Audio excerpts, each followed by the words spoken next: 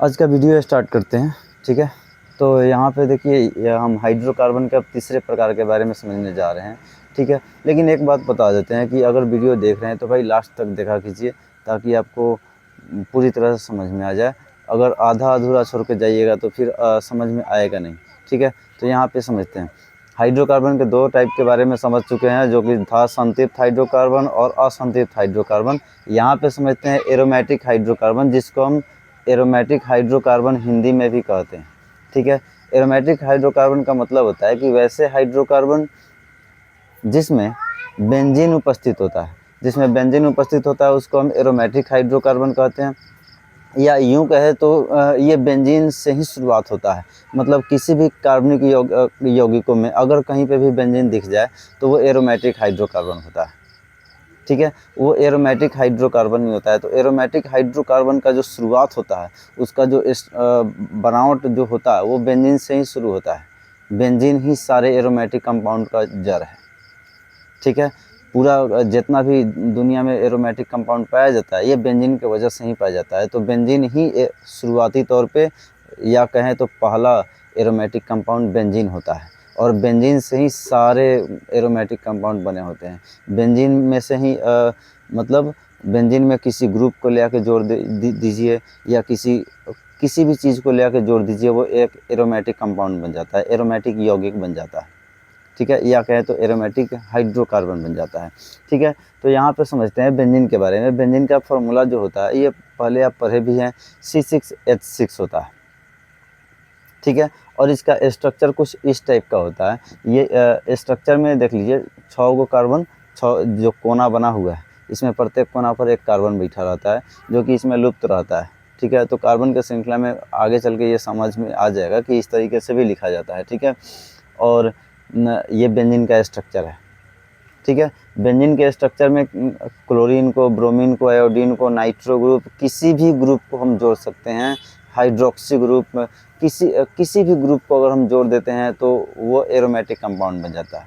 या ये बेंजीन खुद एक एरोमेटिक कंपाउंड है, एरोमेटिक यौगिक है।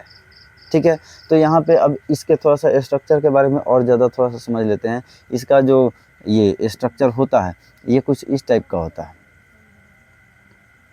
यहाँ से ये ऐसे आता है, इसका साइक्लिक स्ट्रक्चर होता है। ठीक है, ये इस तरीके का बना होता है, इस तरीके का। ठीक है, अब कार्बन का संयोजकता हमेशा 4 होना चाहिए। इसके जगह पे देख लीजिए 6 गो कार्बन है, 6 गो हाइड्रोजन है, तो सभी कार्बन के पास एक एक हाइड्रोजन होता है। सभी के पास एक एक हाइड्रोजन होता है जो कि उसमें बिल्कुल छुपा हुआ रहता है। कार्बन और हाइड्रोजन इस स्ट्रक्चर में पूरी तरह से छुपा हुआ रहता है। ठीक है, अब देख लीजिए कि यहाँ पे अगर एक कार्बन, ये हो गया C6H6। अब यहाँ पे अगर इसमें बॉन्डिंग जहाँ जहाँ पे कमी होगा वहाँ पे डबल बॉन्ड को दर्शाएंगे। इसमें डबल बॉन्ड को यहाँ पे पाई इलेक्ट्रॉन कहा जाता है, तो पाई इलेक्ट्रॉन को यहाँ पे दर्शाया जाता है। देख लीजिए जैसे यहाँ पे है, कुछ बातों को याद रखना होगा। जैसे सिंगल बॉन्ड जब बनता है ना तो उसको सिग्मा बंध कहते हैं। सिंगल बॉन्ड का नाम ही है सिग्मा बंध। हिंदी में उसको हम एकला बंध कहते हैं, लेकिन उसको सिग्मा बंध भी कहते हैं। डबल बॉन्ड में जब भी 2 गो बॉन्ड बनता है इस टाइप का, तो 2 गो बॉन्ड बनता है तो पहला बॉन्ड को हम सिग्मा कहते हैं और दूसरे को पाई बॉन्ड कहते हैं। पाई बॉन्ड जो इस टाइप का लिखाता है, पाई बॉन्ड। ठीक है, और सिग्मा बॉन्ड ये इस टाइप का लिखाता है, सिग्मा बॉन्ड। तो पहले सिग्मा बनता है फिर पाई बनता है। तो ये सिंगल बॉन्ड में एक ही सिग्मा होता है, इसमें पाई होता ही नहीं है। लेकिन डबल बॉन्ड में एक सिग्मा होता है और एक पाई होता है। लेकिन ट्रिपल बॉन्ड में जो होता है ये एक सिग्मा होता है और 2 गो पाई होता है। निचला वाला जो होता है वो सब पाई बॉन्ड होता है। और पाई बॉन्ड का ये रहता है, पाई बॉन्ड में जितना भी इलेक्ट्रॉन रहता है उसका गति करने का क्षमता रहता है, वो एक परमाणु से दूसरे परमाणु के पास हमेशा आते जाते रहता है। इसलिए इसका थोड़ा सा गुणधर्म भी बदलते रहता है। ठीक है, तो हम इस चीज़ों के बारे में अभी नहीं बता रहे हैं, आगे इसके बारे में चर्चा और ज़्यादा करेंगे। तो यहाँ पे देख लीजिए इस कार्बन का 3 गो बॉन्डिंग है, इसका भी 3 गो, यहाँ पे सबका 3-3 गो बॉन्डिंग है। तो यहाँ पे हम डबल बॉन्ड देते हैं। तो इस कार्बन का भी 4 गो बॉन्ड पूरा हो गया, इसका भी 4 गो पूरा हो गया। तो अब इसके बीच में डबल बॉन्ड नहीं लगेगा, क्योंकि अगर इसके बीच में डबल बॉन्ड लगाएंगे तो इसका जो संयोजकता है वो बढ़ जाएगा, जबकि संयोजकता उसका 4 ही होता है। तो इसलिए हम इन दोनों के बीच में लगाएंगे ताकि इस कार्बन और इस कार्बन का बॉन्डिंग हमारा पूरा हो जाए 4 गो का। ठीक है, फिर हमारा यहाँ पे लगेगा, मतलब एक उनको यहाँ पे अल्टरनेटिंग लगता है।